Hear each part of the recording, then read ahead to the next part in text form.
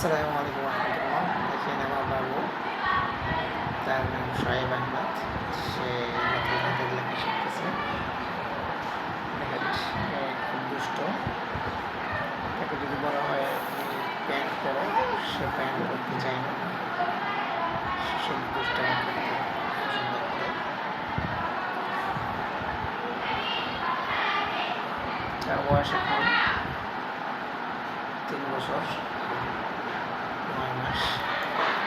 আর 2 মাস পরে ইনশাআল্লাহ তার 4 বছর পূর্ণ হবে। ইতিমধ্যে সে খুব পাকনা, সে খুব আমাদেরকে দুষ্ট।